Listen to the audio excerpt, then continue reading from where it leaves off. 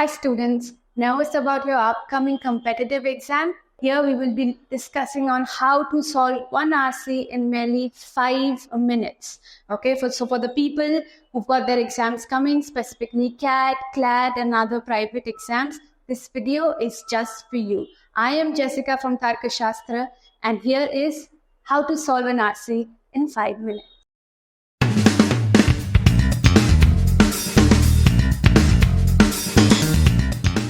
First point, try using the Pavlov experiment on yourself. What is the Pavlov experiment? We've all read about this before in school. The Pavlov experiment, the psychological training of the brain. Try to train your brain at the specific time of the exam by solving one mock almost every other day, especially if your exam is only a few weeks away.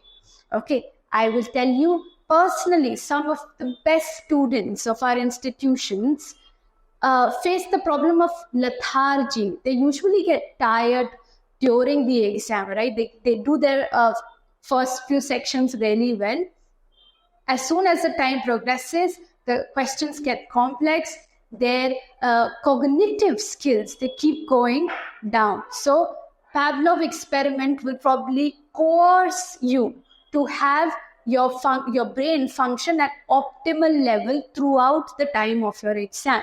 So this Pavlov experiment, an experiment which was conducted on a dog, okay, but it has a very good impact on human beings as well, which you probably might have seen in The Office, okay, where Jim trains or conducts the same experiment on Dwight. Okay, so this experiment can be conducted on yourself at the exact time of your exam. Okay, so if you have the luxury of already knowing what the time of your exam is going to be, so kindly take at least one mock, an entire mock, okay, not sectional practices, an entire mock on only that period of time. Okay, next point, okay, when it comes to an RC, you need to assort more time to reading the passage and lesser time to the questions themselves. Why? If you understood the pulse of the passage, if you know the passage inside out, the questions will not take too long. Okay, why? Hasty reading might make you miss important details. Therefore, instead of wasting more time on the questions, why not take that time and invest on the passage itself? Okay, it's a tried and tested method. It does work. So if you're aiming for 5 minutes for one RC, why not try putting 3 or 3.5 minutes in just reading the passage? Okay, and then proceeding to the questions. You always have to remember, specifically for the exams with negative marking, your target is never the highest number of attempts. It's always accuracy.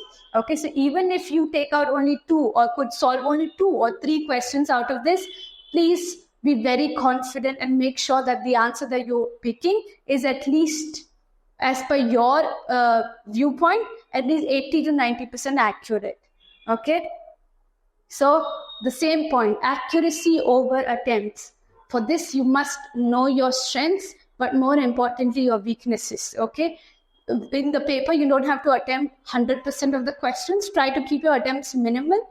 Okay, specifically for CAT, because a percentile, you can get a very good percentile with only 50% of the attempts, right? But the attempts must be very, very accurate. Okay, so kindly keep your focus on what you know, what you're familiar with, what are your strengths, and kindly keep your weaknesses for the later, or maybe why not skip them altogether?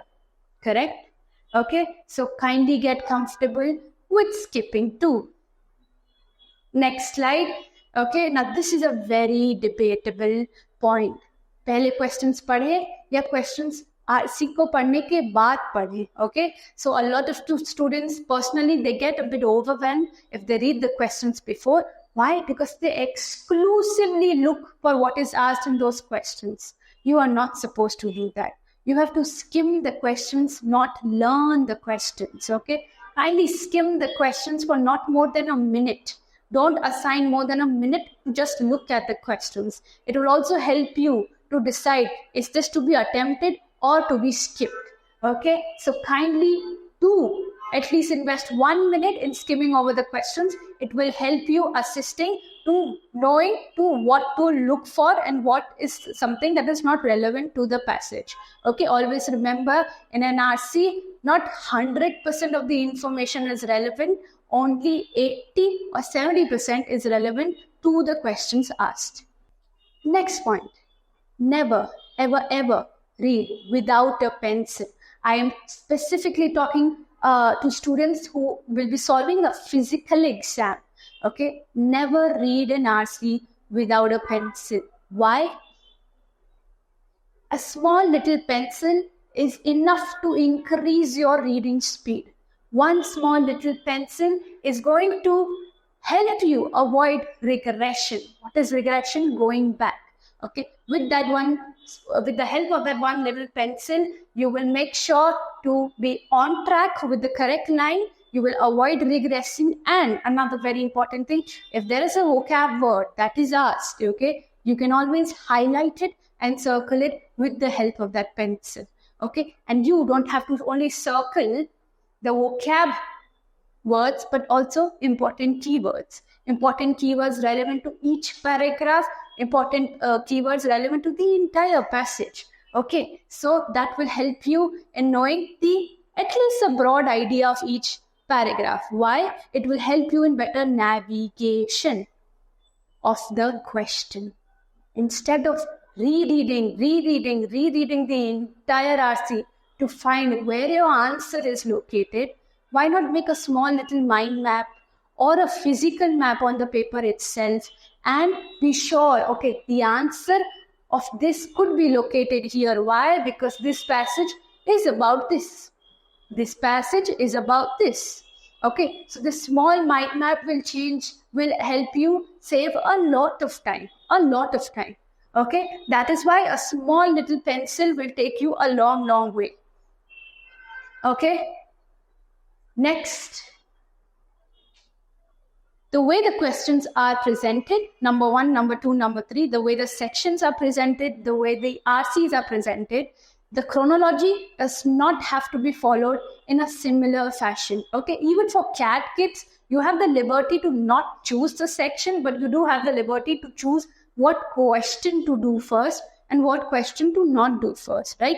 So whenever you have that luxury of picking and being flexible with the chronology, why not switch it as per most familiar to least familiar, most comfortable to least comfortable? Okay, on what basis can you switch the chronology? You don't only have to switch it through sections, but you can also switch the chronology of passage, and you can go from most familiar topics to the least familiar topics. You can even switch the chronology of questions.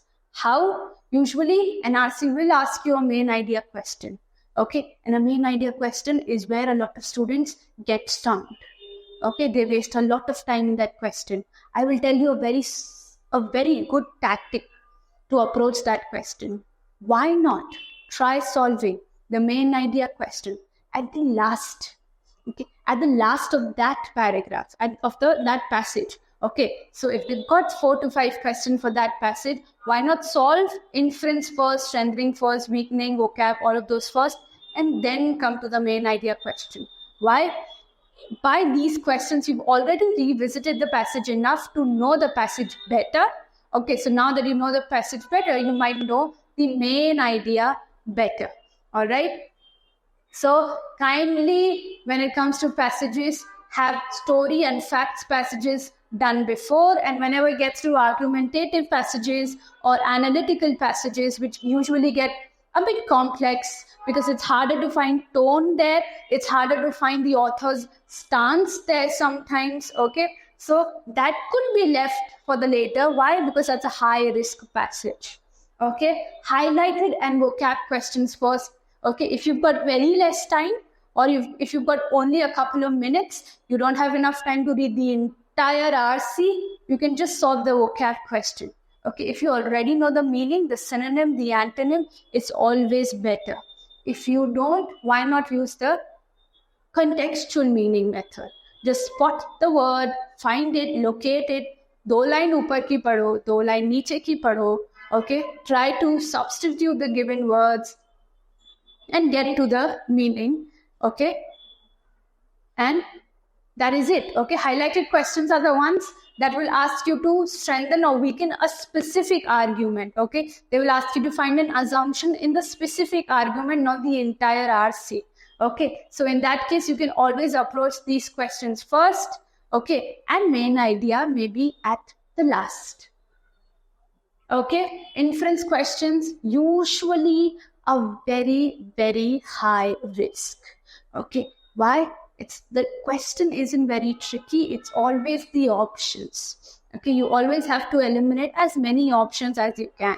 But when it comes to inferences, the answer options are very close. Eliminating them gets harder. I've usually had students जो बोलते हैं ma'am 2 eliminate हो गए, but बाकी 2 कैसे करें? Because the other 2 will be very, very close. Okay, there will probably be a difference of 1 little word, which amidst the nervousness of the exam, you might not be able to spot. Okay, so inference questions therefore usually become very, very high risk.